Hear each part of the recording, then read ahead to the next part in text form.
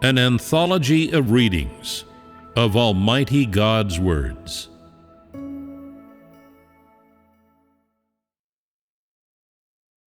What it means to be a real person.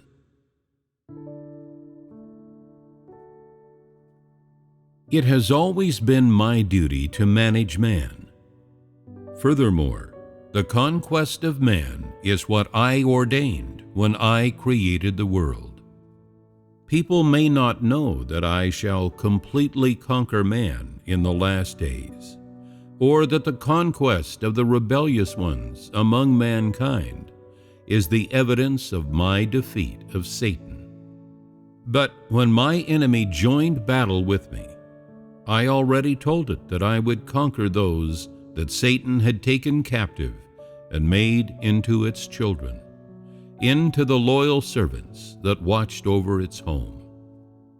The original meaning of conquer is to defeat, to subject to humiliation. In the language of the Israelites, it means to utterly defeat, destroy, and render incapable of further resistance against me. But today, when used among you, its meaning is to conquer. You should know that my intention has always been to completely extinguish and put to rout the evil one of mankind, so that it can no longer rebel against me, much less have the breath to interrupt or disturb my work. Thus, as far as man is concerned, this word has come to mean conquest. Whatever the connotations of the term, my work is to defeat mankind. For while it is true that mankind is an adjunct to my management, to put it more precisely, mankind is none other than my enemy. Mankind is the evil one that opposes and disobeys me. Mankind is none other than the progeny of the evil one accursed by me. Mankind is none other than the descendant of the archangel that betrayed me. Mankind is none other than the legacy of the devil who, spurned by me long ago, has been my irreconcilable enemy ever since. For the sky above all mankind is turbid and dark, without the slightest impression of clarity, and the human world is plunged into pitchy darkness, so that one living in it cannot even see his outstretched hand before his face, or the sun when he lifts up his head. The road beneath his feet, muddy and rife with potholes, meanders tortuously. The whole land is littered with corpses. The dark corners are filled with the remains of the dead, and in the cool and shady corners, crowds of demons have taken up residence. And everywhere in the world of men, demons come and go in hordes. The progeny of all manner of beasts, covered in filth, are locked in pitched battle, the sound of which strikes terror to the heart. At such times, in such a world, such an earthly paradise, where does one go to seek out life's felicities? Where could one go to find his life's destination?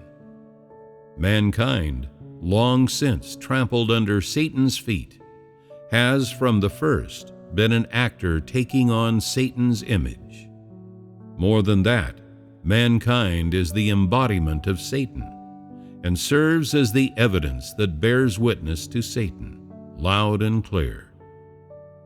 How can such a human race, such a bunch of degenerate scum, such offspring of this corrupt human family, bear witness to God?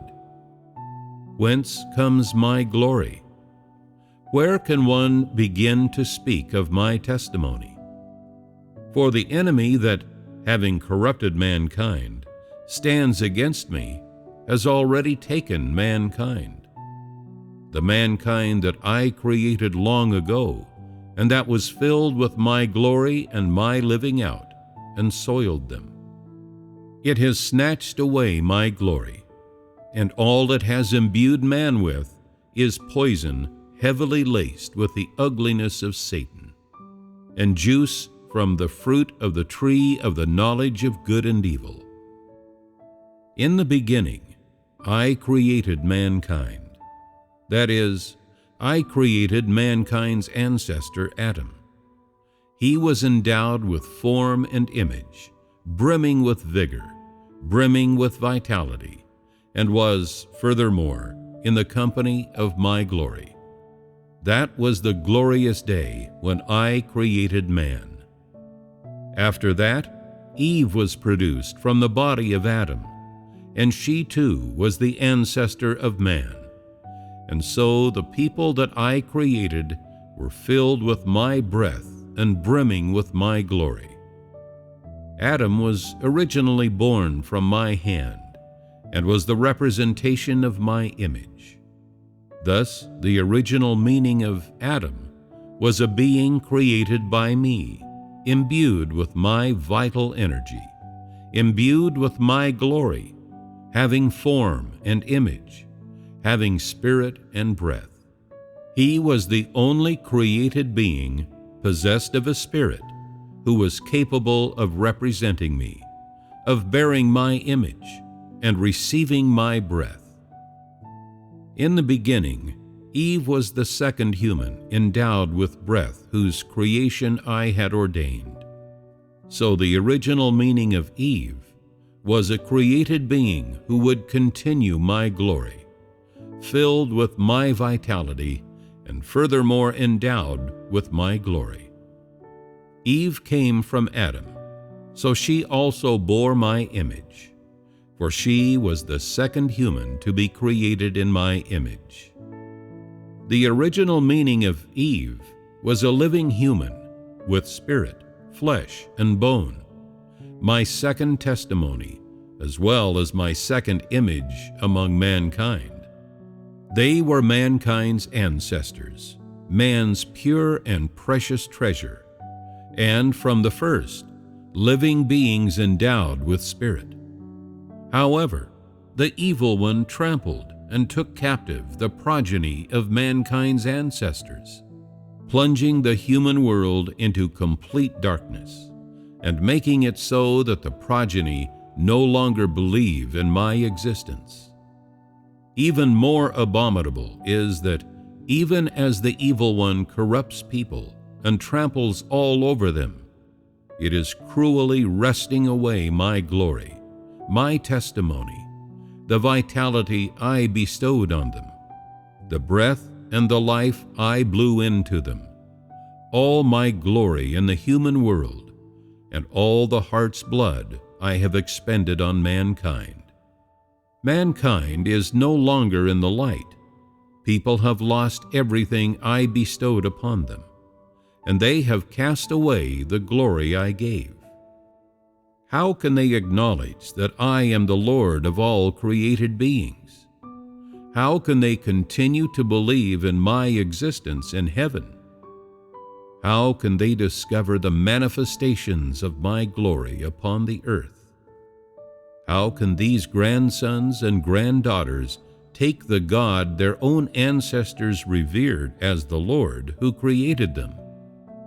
These pitiful grandsons and granddaughters have generously presented to the evil one the glory, the image, and the testimony that I bestowed upon Adam and Eve, as well as the life I bestowed upon mankind, and on which they depend to exist, and they are utterly unmindful of the evil one's presence, and give all my glory to it.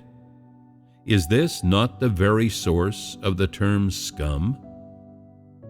How can such a mankind, such evil demons, such walking corpses, such figures of Satan, such enemies of mine be possessed of my glory? I will repossess my glory, repossess my testimony that exists among men, and all that once belonged to me, and that I gave to mankind long ago. I will completely conquer mankind. However, you should know that the humans I created were holy men who bore my image and my glory.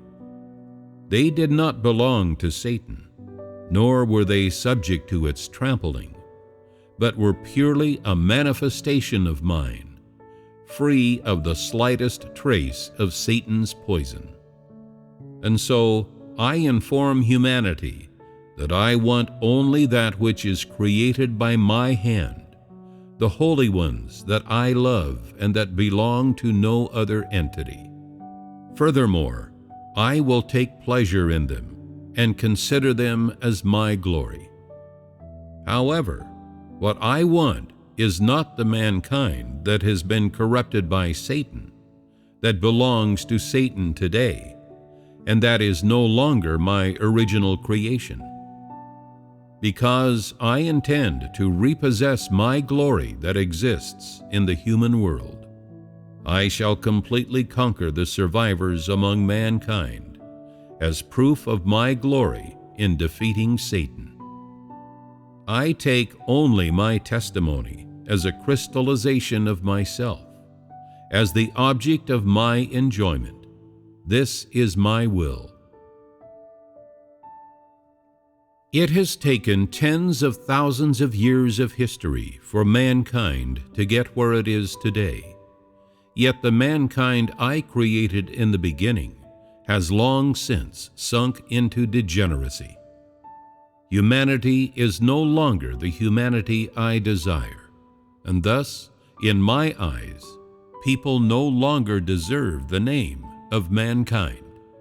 They are, rather, the scum of mankind that Satan has taken captive, the rotten walking corpses that are inhabited by Satan, and with which Satan clothes itself. People have no trust in my existence, nor do they welcome my coming. Mankind only begrudgingly responds to my requests, temporarily acceding to them, and does not sincerely share in life's joys and sorrows with me. Since people see me as inscrutable, they give me begrudging smiles, their attitude one of cozying up to one in power, for people have no knowledge of my work, much less of my will at present. I will be honest with you. When the day comes, the suffering of anyone who worships me will be easier to bear than yours. The degree of your faith in me does not, in actuality, exceed that of Job. Even the faith of the Jewish Pharisees surpasses yours. And so, if the day of fire descends, your suffering will be more grave than that of the Pharisees when rebuked by Jesus, than that of the 250 leaders who opposed Moses, and than that of Sodom under the scorching flames of its destruction. When Moses struck the rock, and the water bestowed by Jehovah sprang forth, it was because of his faith.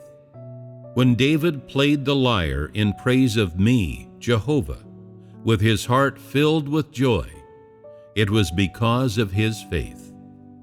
When Job lost his livestock that filled the mountains and untold masses of wealth, and his body became covered in sore boils, it was because of his faith. When he could hear the voice of me, Jehovah, and see the glory of me, Jehovah, it was because of his faith. That Peter could follow Jesus Christ was down to his faith. That he could be nailed to the cross for my sake and give glorious testimony was also down to his faith. When John saw the glorious image of the Son of Man, it was down to his faith. When he saw the vision of the last days, it was all the more because of his faith. The reason why the so-called multitudes of the Gentile nations have obtained my revelation and have come to know that I have returned in the flesh to do my work among man is also because of their faith. All those who are smitten by my harsh words, and yet are brought solace by them and are saved, have they not done so because of their faith? Those who believe in me, but who yet suffer hardships, have they not also been rejected by the world?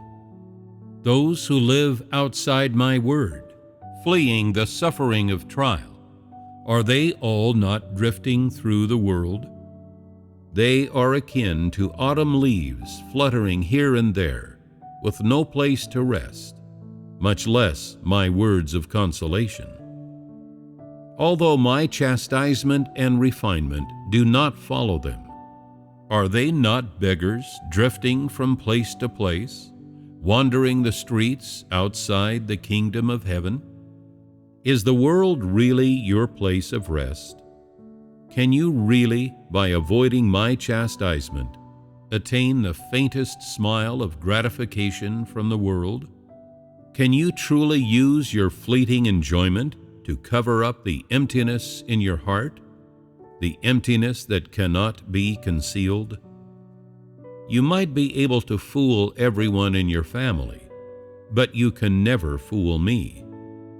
Because your faith is too meager, you are still, to this day, powerless to find any of the delights life has to offer. I urge you, better to sincerely spend half your life for my sake than your whole life in mediocrity and busy work for the flesh, enduring all the suffering a man can hardly bear. What purpose does it serve to treasure yourself so much and flee from my chastisement? What purpose does it serve to hide yourself from my momentary chastisement, only to reap an eternity of embarrassment, an eternity of chastisement? I do not, in fact, bend anyone to my will. If someone is truly willing to submit to all my plans, I would not treat them poorly, but I require that all people believe in me, just as Job believed in me, Jehovah. If your faith exceeds that of Thomas, then your faith will attain my commendation.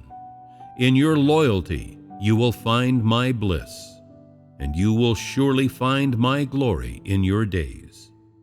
However, people who believe in the world and believe in the devil have hardened their hearts, just like the masses of the city of Sodom, with grains of wind-blown sand in their eyes and offerings from the devil in their mouths, whose beclouded minds have long ago been possessed by the evil one that has usurped the world. Their thoughts have almost wholly fallen captive to the devil of ancient times, and so mankind's faith has gone with the wind, and they are unable even to take notice of my work. All they can do is to make a feeble attempt at treating my work perfunctorily or to analyze it roughly, because they have long since been possessed by Satan's poison. I will conquer mankind because people were created by me and have, moreover, enjoyed all the bountiful objects of my creation. But people have also rejected me. I am absent from their hearts, and they see me as a burden on their existence, even to the point where, having truly beheld me, they still reject me and rack their brains thinking up every possible way to defeat me. People do not allow me to treat them seriously or to make strict demands of them, nor do they permit me to judge or chastise their unrighteousness. Far from being engaged by this, they find it annoying, and so my work is to take the mankind that eats, drinks, and revels in me, but does not know me, and defeat them. I will disarm humanity, and then, taking my angels, taking my glory, I will return to my dwelling place. For people's actions have long since broken my heart and shattered my work into pieces.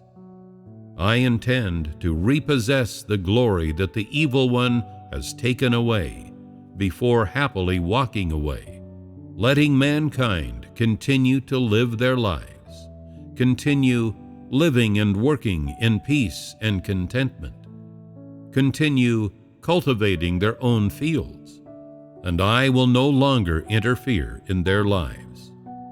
But now I intend fully to repossess my glory from the hand of the evil one, take back the entirety of the glory I wrought into man at the creation of the world. Never again will I bestow it upon the human race on earth. For people have not only failed to preserve my glory, but they have exchanged it for the image of Satan. People do not treasure my coming, nor do they prize the day of my glory. They are not glad to receive my chastisement, much less are they willing to return my glory to me, nor are they willing to cast away the evil one's poison. Humanity continues to deceive me in the same old way. People still wear bright smiles and happy faces in the same old way. They are unaware of the depths of gloom that will descend on mankind after my glory leaves them. In particular, they are unaware that when my day comes to the whole of mankind, it will go even harder for them than for the people in the time of Noah.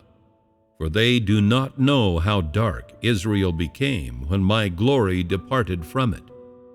For man forgets at dawn how difficult the pitch-dark night was to get through. When the sun goes back into hiding again, and darkness descends upon man, he will again lament and gnash his teeth in darkness. Have you forgotten, when my glory departed from Israel, how difficult it was for the Israelites to endure those days of suffering? Now is the time when you see my glory, and it is also the time when you share the day of my glory. Man will lament amid the darkness when my glory leaves the filthy land. Now is the day of glory when I do my work, and it is the day when I exempt mankind from suffering. For I will not share the times of torment and tribulation with them. I want only to conquer mankind completely, and to completely defeat the evil one of mankind.